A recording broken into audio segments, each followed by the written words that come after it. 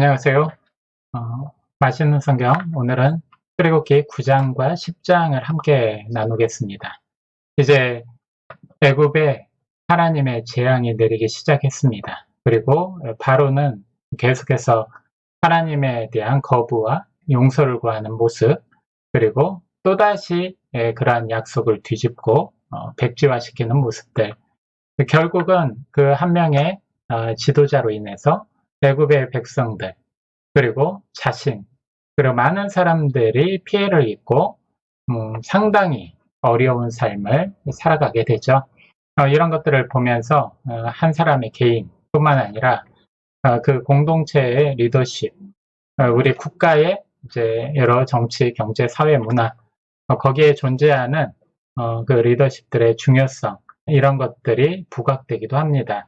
이제 오늘 내용을 살펴보면서 이 재앙 가운데서 하나님을 대하는 모습, 재앙을 대하는 모습, 그걸 해석하는 모습들 다시 상기하면서 우리는 이것을 반면교사 삼아서 우리가 하나님 앞에 어떻게 서야 될지 다시금 깨닫고 또한 결심하는 시간 가졌으면 좋겠습니다.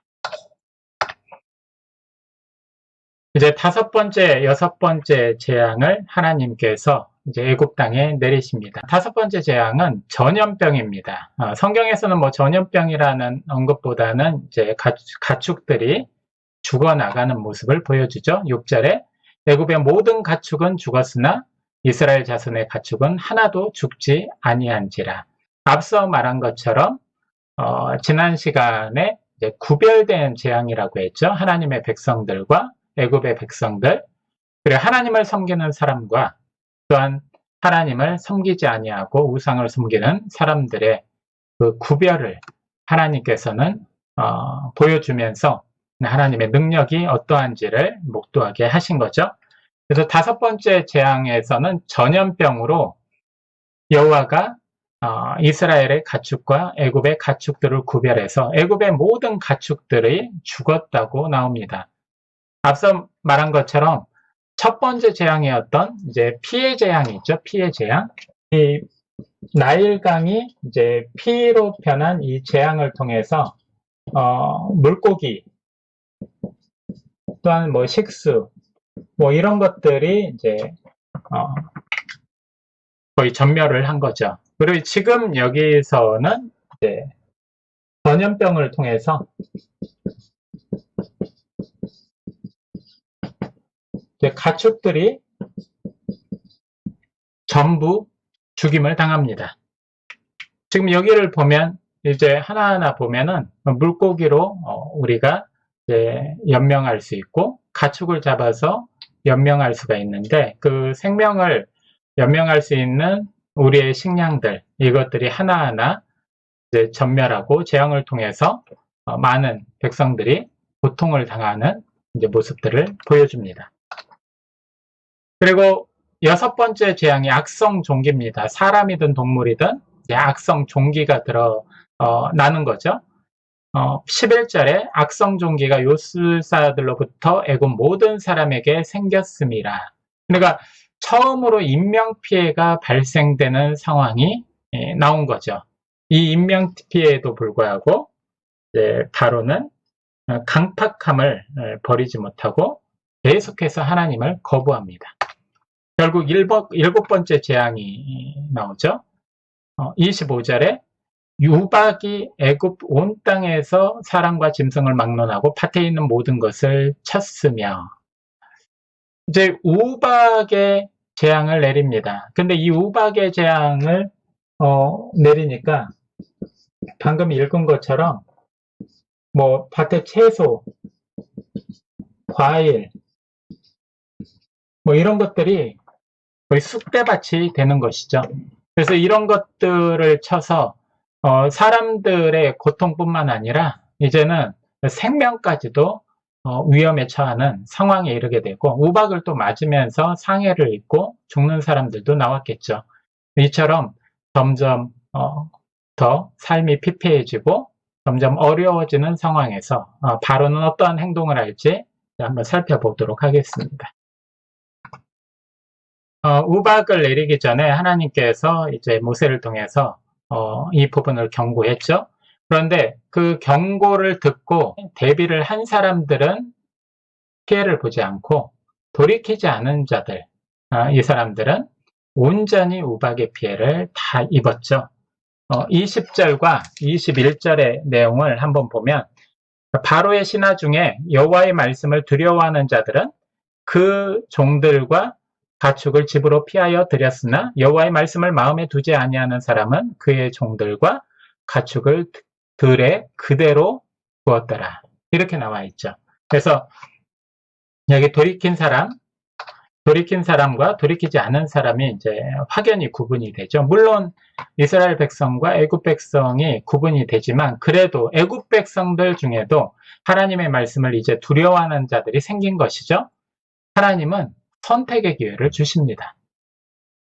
이 이후에 이제 뒤에 출애굽을 하는데 이스라엘 자손들만 출애굽을 한 게 아니에요. 성경에 나와 있듯이 거기에 성경 표현은 잡족이라고 나와 있는데요. 이스라엘 백성들과 잡족들이 출애굽하는 모습이 보여집니다. 그 잡족들은 애굽에 살던 사람들이겠죠. 이 애굽의 사람들이 그 재앙을 통해서 본 하나님, 그리고 여러 가지로 전도되고 또 하나님이 또 은혜를 주셔서 또 하나님을 따르게 한 백성들이 되겠죠.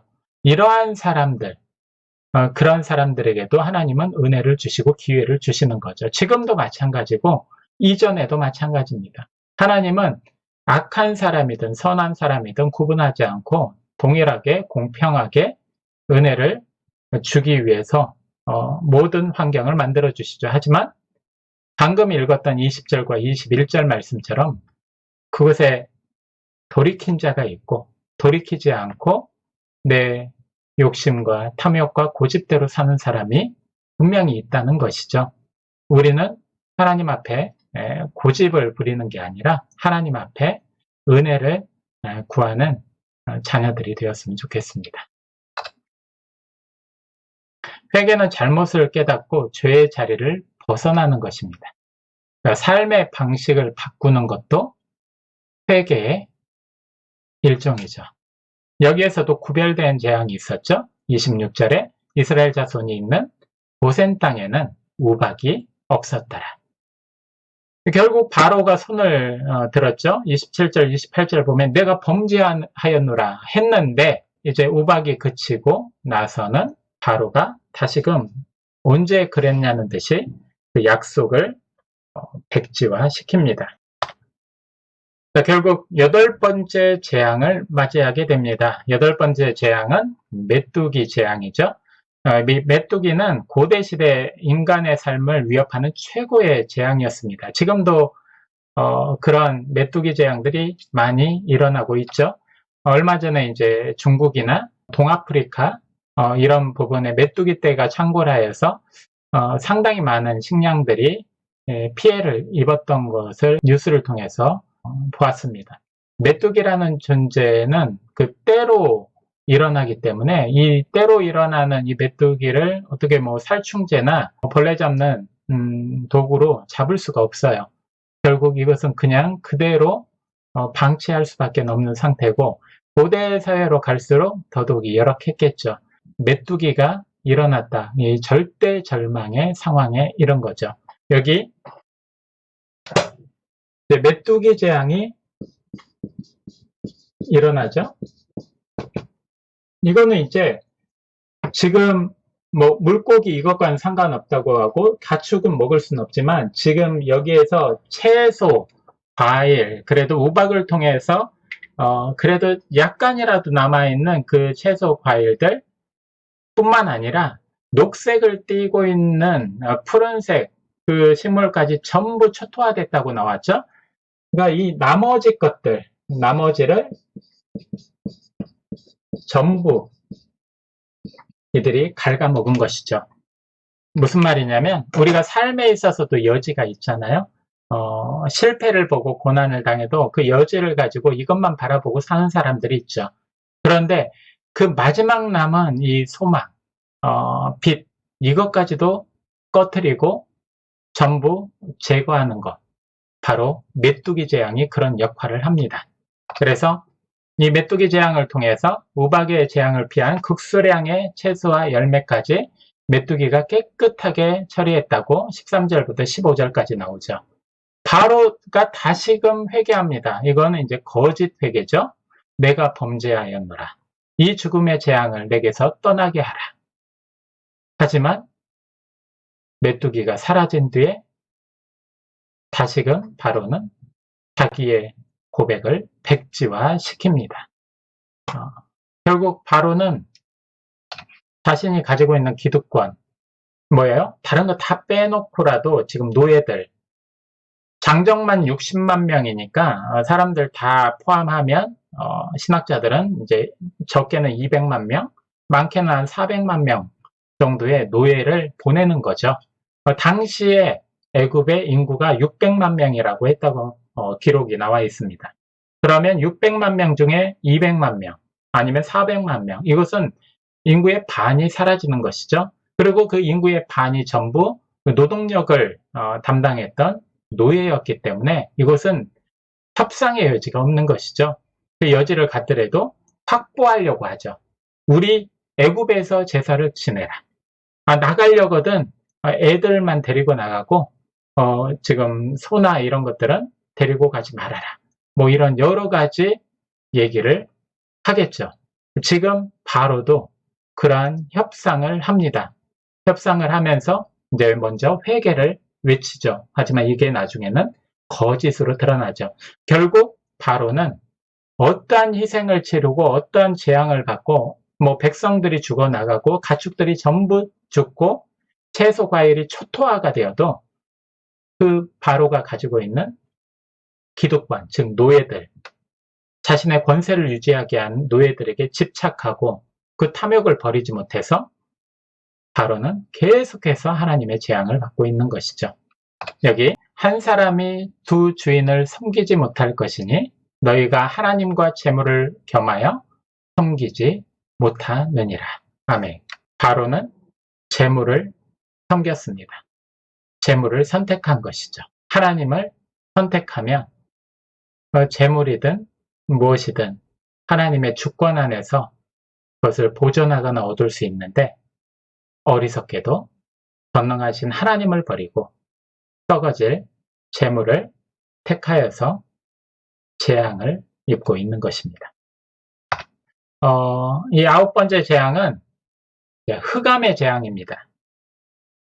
22절, 23절 보면 캄캄한 흑암이 3일 동안 애굽 온 땅에 있어서 온 이스라엘 자손들이 거주하는 곳에 빛이 있었더라. 즉 구별된 재앙을 또 여기서도 하나님이 보여주시죠. 이 흑암이라는 것도 절망의 상황이죠. 이 절망의 상황은 지금 현재로 따지면 이제 고난의 상황, 어려운 상황, 실패의 상황, 여러 가지 상황을 빗댈 수가 있습니다.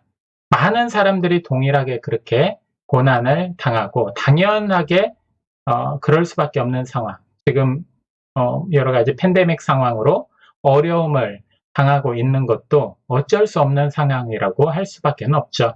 하지만 이 상황에도 하나님은 우리에게 희망을 주시죠.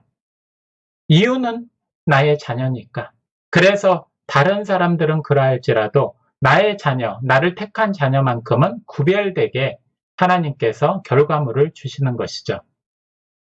믿으면 믿은 대로 되는 것이고 안 믿으면 안 믿은 그 믿음대로 되는 것입니다. 항상 하나님 바라보고 하나님이 주신 언약을 되새기고 그것을 믿고 의지하면서 그 말씀을 이루기를 바랍니다. 이 흑암의 절망, 앞서서 나일강의 신, 개구리 신, 여러 신들이 나왔죠. 마찬가지입니다. 태양신, 라라고 하죠. 이 라의 몰라, 즉 하나님의 능력으로 이 태양신이 사라지게 된 거죠. 이 신성이 무력화가 됩니다.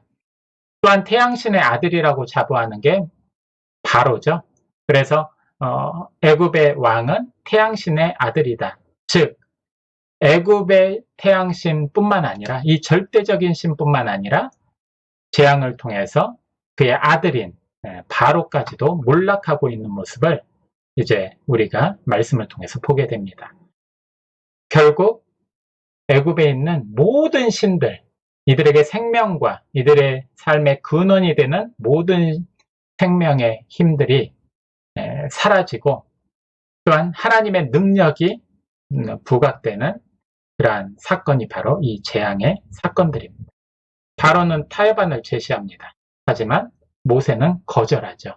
타협안이 뭐였냐면 양과 소는 두고 떠나라.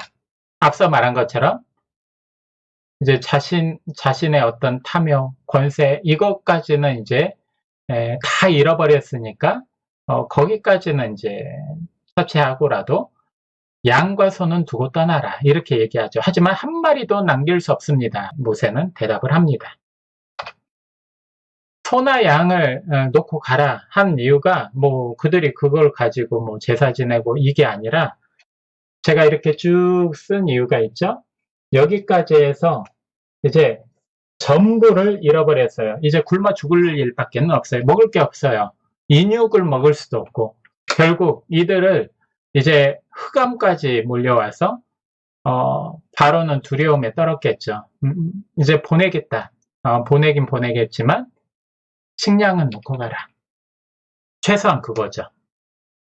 그런데 우리 또한 여기서 이제 타협을 할 수 있을 거예요. 다 보내겠다는 진심을 얘기했으니까 이제 보내니까 뭐 조금 떼서 주면 되겠지. 그 소나 양이 뭐 10마리, 20마리가 아니라 수천, 수만 마리가 될 수 있겠죠.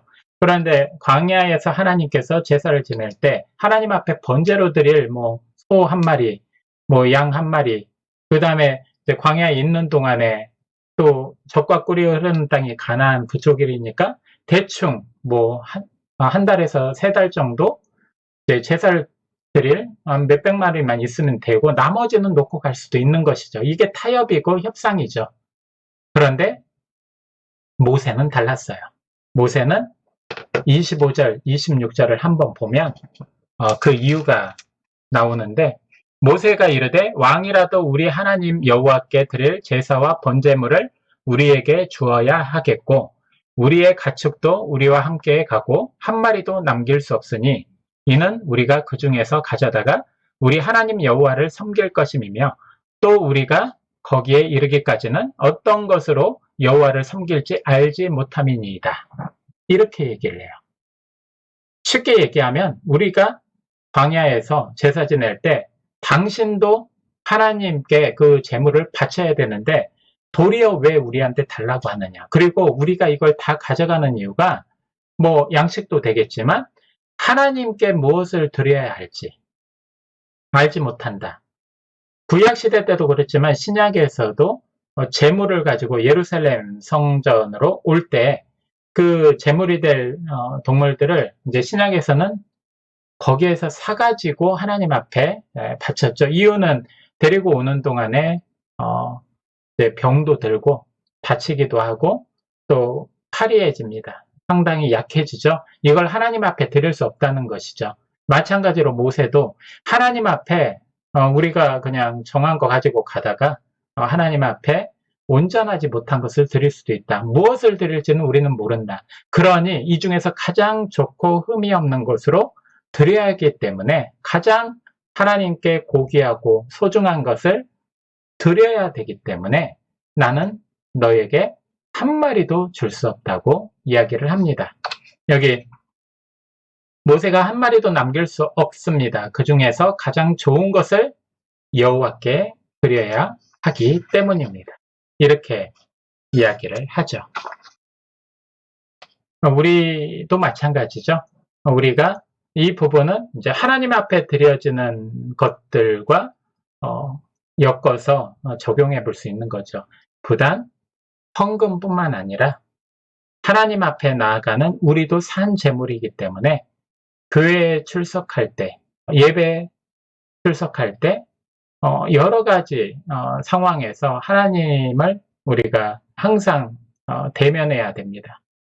우리의 겉으로 드러난 여러 가지 복장, 이것부터 시작해서 마음의 자세, 하나님 앞에 정말 귀한 것을 드려야 되겠다. 그 이유는 나를 살려주신 구원자이신 하나님, 예수님. 그 예수님께 감사하고 또한 높여드리고 내 범사에 나를 지켜주심에 또한 감사하고 여러 가지 감사가 모여서 하나님 앞에 가장 소중한 것들을 예배로서 드리는 것이죠. 그러니 이 모세가 했던 이런 언행 우리도 잘 배우고 적용하여서 예배를 드릴 때 그 일상에서 지내는 게 또 삶의 예배죠. 그 상황에서도 하나님 앞에 가장 좋은 것들, 가장 좋은 모습, 그것은 바로 하나님의 말씀을 지켜 행하는 것이죠. 그런 모습을 보일 때 하나님은 기뻐하시고 하나님은 우리를 산 제물로 받아주셔서 주님이 흠양하시고 하늘의 그 신령한 복 또한 약속한 그 모든 말씀 우리에게 이루어 주시고 또한 땅에서 그 기름진 복과 그리고 많은 열매를 우리에게 반드시 허락해 주실 것입니다. 오늘 말씀을 기억하면서 묵상하길 원합니다. 당신은 하나님께서 구별하신 하나님의 가장 소중한 자녀입니다. 하나님은 애굽의 재앙 가운데서 이스라엘 백성들을 구별하여 보호해 주셨습니다. 지금도 하나님은 당신을 삶의 위험과 위협 가운데서 보호해 주고 계십니다. 하나님은 항상 당신과 동행하고 계십니다. 그러니 무엇이든지 염려하지 말고 당신의 삶을 하나님께 맡기십시오. 그리하면 하나님께서 당신의 모든 계획을 이루어 주실 것입니다. 잠언서 16장 3절에 이런 말씀이 있습니다. 너의 행사를 여호와께 맡기라. 그리하면 내가 경영하는 것이 이루어지리라. 아멘. 다음 시간에는 출애굽기 11장부터 13장까지 말씀을 가지고 함께 은혜를 나누겠습니다.